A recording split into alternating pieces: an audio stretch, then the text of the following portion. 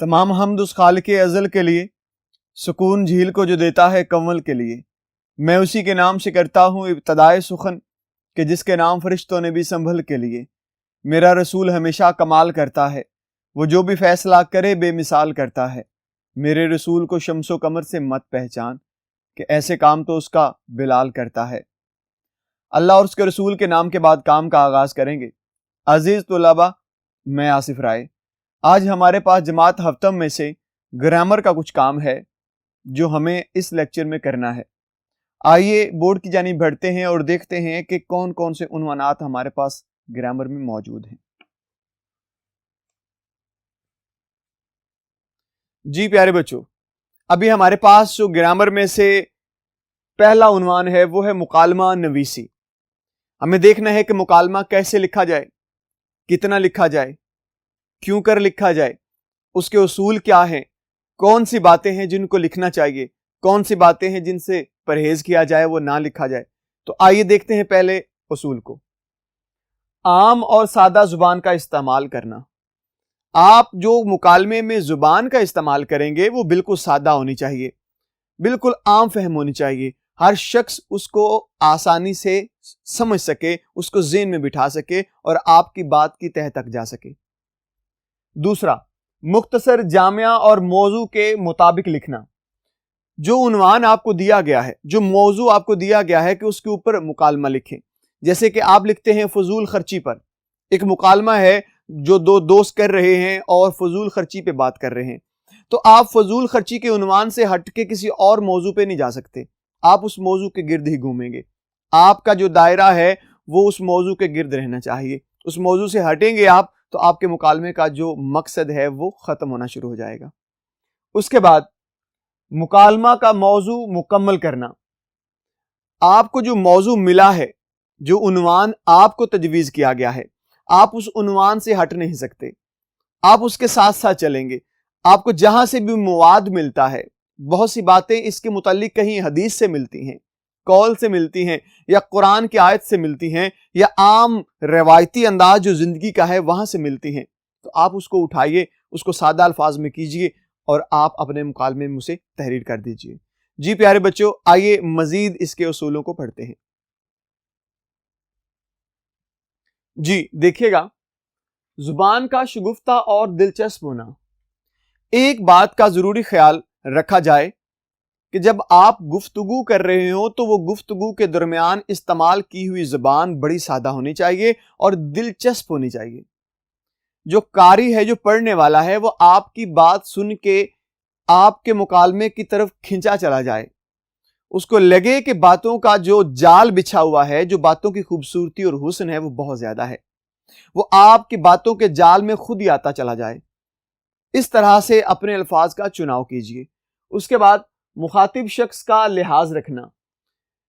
پھر جس شخص کو آپ مخاطب کر رہے ہیں، ہو سکتا ہے وہ عمر میں آپ سے بڑا ہو، آپ کو اس کی عمر کا لحاظ کرتے ہوئے ان الفاظ کا چناؤ کرنا ہے جو ان کی عمر کے مطابق ہیں۔ پھر اس کے بعد ہو سکتا ہے کہ وہ آپ سے چھوٹا ہو، تو آپ نے اس کے لحاظ سے الفاظ کا استعمال کرنا ہے۔ اس لیے مکالمے میں اس بات کا خیال رکھا جانا بہت ضروری ہے کہ جب آپ اپنی عمر کا دیکھیں تو بات کا جو انداز ہے وہ اور ہو، آپ سے بڑا شخص ہے تو بات کا انداز اور ہو، آپ سے چھوٹا ہے تو گفتگو کا انداز مختلف ہونا چاہیے۔ اس کے بعد مکالمہ کو انگریزی میں ڈائلاگ کہتے ہیں، یعنی کہ جب آپ مکالمہ کر رہے ہوتے ہیں تو یہ ڈائلاگ ہے، اور جتنے بھی الفاظ ڈائلاگ کے استعمال کیے جاتے ہیں وہ بڑے چن کر، بڑے احتیاط کے ساتھ اور بڑے چناؤ والے ہوتے ہیں۔ اس کے بعد بات کو مدلل اور جامعہ کرنا۔ آپ کی جو بات ہو وہ دلیل کے ساتھ ہونی چاہیے، فضول گوئی نہ ہو، ایسی بات نہ ہو جس کا کوئی مقصد نہ ہو، جو مکالمے کو ساتھ لے کے نہ چلتی ہو۔ جو بھی بات کریں وہ ناپ تول کے کریں، دلیل کے ساتھ کریں اور گفتگو کو سادہ رکھ کے کیجیے۔ اس کے بعد روزمرہ بول چال اور لب و لہجہ کے ساتھ اشارات کا استعمال کرنا۔ آپ کی جو روزمرہ کی گفتگو ہے، جو محاورے ہیں، ان کو اپنے ساتھ ضرور لگائیے، ان کو ساتھ لے کے چلیے، کیونکہ ان سے آپ کی بات میں وزن پیدا ہوگا، آپ کی بات کی خوبصورتی بڑھے گی اور آپ کی جو تحریر ہے وہ پڑھنے والے کے دل کو بہت بھا جائے گی۔ جی اس کے بعد آخری ہے مکالمے کے فقرات مختصر اور جامع ہونا۔ آپ جو تحریر لکھ رہے ہیں، جو مکالمہ کر رہے ہیں، ان کے الفاظ جہاں پہ آپ سادہ کر رہے ہیں وہاں پہ جملوں کو بھی چھوٹا رکھیے۔ جملے کی جتنی طوالت بڑھے گی، جتنا جملہ بڑا ہو جائے گا، اتنا ہی وہ جو اس کی تحریر کا حسن ہے وہ کم ہوتا چلا جائے گا۔ جملہ چھوٹا رکھیے، الفاظ کم استعمال کیجئے، جملہ چھوٹا کیجئے تاکہ پڑھنے والے کو بات جلدی سمجھ آئے اور وہ مکالمے کو چھوٹے چھوٹے جملوں میں پڑھتا ہوا چلا جائے۔ جی پیارے بچوں، یہ تو تھا ہمارے پاس مکالمہ جس کے ہم نے اصول و ضوابط دیکھے۔ آئیے اب آگے بڑھتے ہیں تو درخواست نویسی کے کچھ اصول و ضوابط کو پڑھتے ہیں، اسے دیکھتے ہیں۔ درخواست فارسی زبان کا لفظ ہے جس کے معنی عرضی، گزارش یا آرزو کے ہیں۔ یہ درخواست کے لغوی معنی ہیں، یعنی گزارش کرنا، درخواست کرنا، عرضی کرنا، خواہش کرنا، آرزو کرنا، جو آپ کے من میں ہے اسے آپ درخواست کے نام سے یاد کرتے ہیں۔ پہلا اصول اس کا، درخواست کو ہمیشہ نئے صفحے سے شروع کریں۔ جب آپ درخواست پرچے میں لکھ رہے ہیں، کوشش کی جائے کہ جو درخواست ہے وہ بالکل نئے صفحے سے شروع ہو، اس کا صفحہ پہلا ہونا چاہیے تاکہ یہ جو عنوان ہے یہ بالکل نئے صفحے سے چلے اور نئے انداز سے شروع ہو۔ سادہ زبان کا استعمال کرنا، ہم نے مکالمہ میں بھی یہ بات بولی اور بیان کی کہ جب آپ درخواست لکھیں تو آپ کی زبان کا سادہ ہونا بہت ضروری ہے۔ آپ الفاظ کو چن چناؤ کر کے بیان کریں، ان کا چناؤ اچھا ہو، ان کو چنا جائے، ان کا انتخاب کرنا یہ بہت ضروری ہے۔ تو اس لیے جب بھی درخواست لکھیں تو الفاظ کا چناؤ ہے وہ اپنے ذہن میں بنا لیجئے کہ کن الفاظ کو آپ نے چن کے آپ نے اپنی درخواست میں تحریر کرنا ہے۔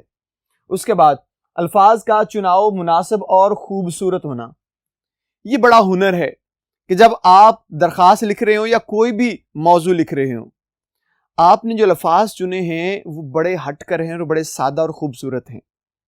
ایسے الفاظ جو ٹوٹے پھوٹے ہیں، ایسے الفاظ جو بے ہنگم ہیں، ایسے الفاظ جن کا جو مطلب معنی مفہوم ہے وہ زو ہے، یعنی زو معنی میں، تو ایسے الفاظ استعمال نہ کیا جائیں جو کہ عام سادہ اور تحریر میں وہ نہیں آتے۔ جی پیارے بچوں، آئیے مزید اصول و ضوابط کو پڑھتے ہیں۔ جی بچوں دیکھیے گا، بے ہنگم اور موضوع کے خلاف گفتگو سے پرہیز کرنا، ایسی گفتگو جو آپ کے موضوع کے بالکل خلاف ہو، آپ کا موضوع کہیں اور جا رہا ہے، آپ کی گفتگو اس کے خلاف جا رہی ہے، تو ایسا کرنا آپ کے مضمون میں آپ کے نمبرات کم کرنے کا سب سے بڑا ذریعہ ہے۔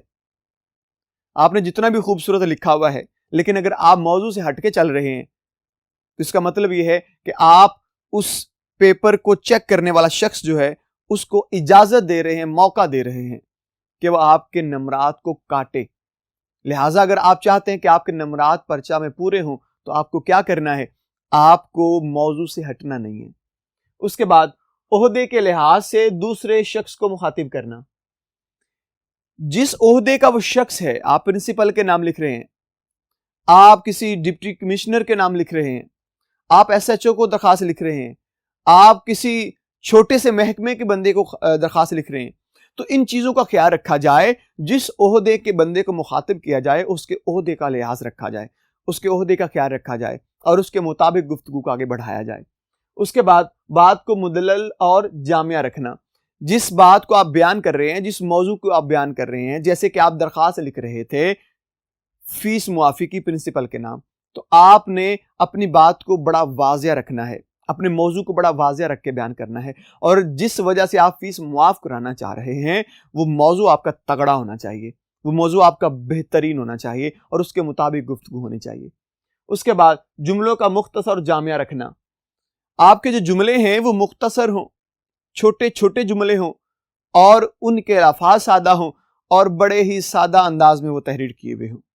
اس کے بعد فضول گوئی سے پرہیز کرنا، ایسی گفتگو جو آپ کے موضوع کو ساتھ نہیں رکھتی، جو آپ کے موضوع کو ساتھ نہیں دیتی، جو آپ کے موضوع سے بالکل ہٹ رہی ہے، آپ نے اس گفتگو سے پرہیز کرنا ہے۔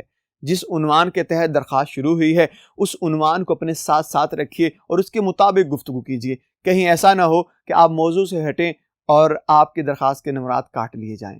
جی پیارے بچوں، اب ہمارے پاس عنوان بنتا ہے مضمون نویسی. اس مضمون نویسی کے متعلق پڑھتے ہیں. سب سے پہلے دیکھتے ہیں مضمون کو انگریزی زبان میں ایسے کہتے ہیں. ایسے لاطینی زبان کے لفظ ایکساجین سے نکلا ہے جس کا معنی مسئلہ کو عام لفظوں میں پیش کرنا ہے. یعنی کہ لاطینی زبان کے لفظ سے یہ بنا ہے اور اس کا مطلب ہے کسی بات کو دوسرے شخص تک پہنچانے کا ایک سادہ سا انداز، ایک بہترین اور خوبصورت سا انداز جو ہے اسے ہی ایسے کہہ رہے ہوتے ہیں. جی پیارے بچوں، آئیے اس کے اصول و ضوابط کو دیکھتے ہیں. جی بچوں دیکھیے گا، مضمون کا پرایا بیان سادہ ہو، یعنی کہ جس حلقہ میں رہ کر آپ مضمون لکھ رہے ہیں، جیسے کہ مضمون کا عنوان تھا دہشت گردی. اب آپ دہشت گردی عنوان کے بالکل پرائے میں رہیں گے، اس دائرے میں رہیں گے. اس دائرے سے بار بار باہر نکل جانا اور فضول گوئی کی طرف نکل جانا، ادھر ادھر کی باتیں کرنے لگ جانا. اس کا مطلب یہ ہے کہ آپ کو مضمون صحیح طرح سے نہیں آتا، اور اگر مضمون صحیح طرح سے نہیں آتا تھا تو پھر آپ کے نمرات کٹنا شروع ہو جائیں گے، آپ کے جو نمرات ہیں وہ کم کر دیے جائیں گے. لہٰذا ان چیزوں کا خیال رکھنا بہت ضروری ہے. پیچیدہ اور پرتکلف اسلوب ہو. آپ کا جو انداز گفتگو ہے وہ پیچیدہ ہونا چاہیے.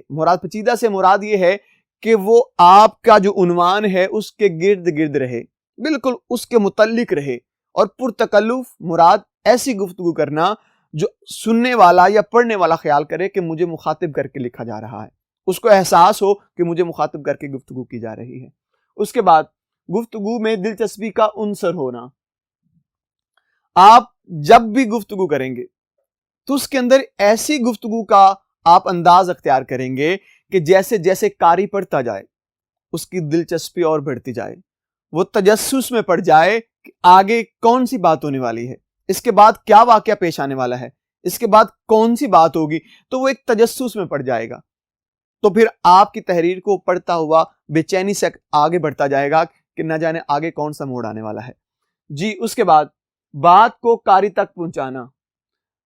اصل مقصد آپ کا یہ ہونا چاہیے کہ آپ جس عنوان پہ لکھ رہے ہیں اس موضوع کو بیان کر کے پڑھنے والے شخص تک اس کا مقصد پہنچانا ہے. آپ جس گفتگو کو کر رہے ہیں وہ ایسی ہونی چاہیے کہ آپ کا مقصد پورا ہو جائے، عنوان کا مقصد پورا ہو جائے. اور آپ کا مقصد اصل یہ ہونا چاہیے کہ آپ کی گفتگو آپ نہیں صرف لکھ رہے یا سن رہے یا پڑھ رہے، کسی اور شخص نے بھی پڑھنی ہے. آپ نے موضوع کو وہاں تک پہنچانا ہے اور اس کو سمجھانا ہے. اس کے بعد بات کرتے وقت جملوں کی کڑی ایک دوسرے سے ملی ہو. جب آپ بات کر رہے ہو تو پہلا جملہ دوسرے جملے سے ملتا ہو، پہلی گفتگو دوسری گفتگو کا حصہ ہو.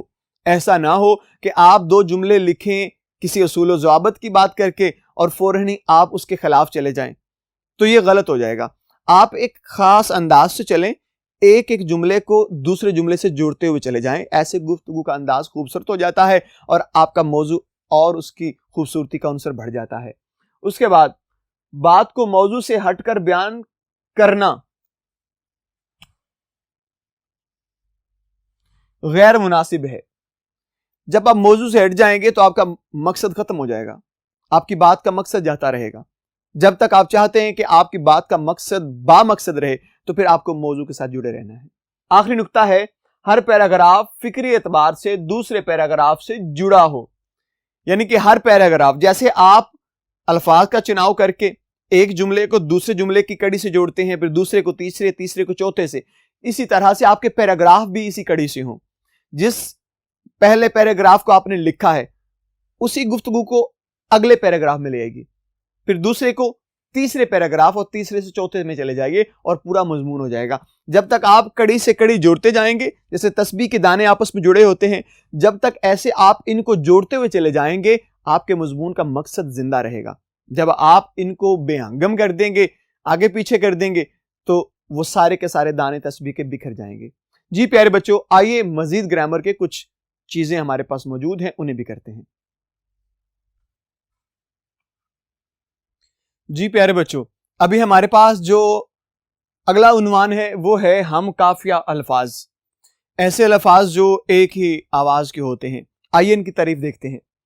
ایسے الفاظ جو شکل و صورت میں مختلف ہوں مگر آواز میں ایک ہوں، ہم کافیہ الفاظ کہلاتے ہیں۔ آئیے دیکھتے ہیں وہ ہم کافیہ الفاظ کون کون سے ہیں۔ جی بچوں دیکھیے گا، ہم کافی الفاظ میں جیسے باغ ہے، سراغ ہے، داغ ہے، چراغ ہے، لکھنے میں بالکل مختلف ہیں، ان کی شکلیں مختلف ہیں، لیکن ان کی آواز جو ہے وہ یکساں ہے، ایک جیسی ہے۔ جیسے میں پڑھتا ہوں باغ، پاک، چاک، مسواک، ان کی بھی آواز ایک جیسی ہے۔ ہم کافیہ الفاظ ایسے الفاظ ہوتے ہیں جن کی آواز ایک ہی طرح کی ہو، ہاں وہ لکھنے میں مختلف ہونے چاہیے لیکن آواز ان کی ایک ہونی چاہیے۔ جیسے کہ میں نے لکھا ہے طاق، اسباق، فراق، اخلاق، آواز بالکل ایک جیسی، ایک موسیقی پیدا ہو جاتی ہے ان الفاظ سے۔ جی پیارے بچوں، اس کے بعد ہمارے پاس اگلا عنوان ہے متشابہ الفاظ۔ آئیے اس کی تعریف دیکھتے ہیں۔ ایسے الفاظ جو ایک طرح پڑھے جائیں مگر لکھنے کا طریقہ مختلف ہو۔ جیسے میں نے لکھا ہے ارض، یہ بھی ارض ہے، لکھنے میں یہ مختلف ہیں، آواز ان کی ایک طرح کی ہے۔ میں نے ارض لکھا، اس ارض کا مطلب ہے گزارش کرنا یا عرضی لکھنا یا درخواست کرنا، یہ ارض زمین ہے۔ آئیے ایسی مثالیں اور بھی ہیں، انہیں بھی پڑھتے ہیں۔ جی بچوں دیکھیے گا، ایک لفظ ہے صدا، یہ بھی صدا ہے، یہ دونوں ہی صدا ہیں، پڑھنے میں دونوں صدا ہیں، ایک سواد کے ساتھ اور ایک سین کے ساتھ ہے، لیکن ان کی آواز ایک ہے، مطالب اور ہیں، لکھنے کا انداز بھی اور ہے۔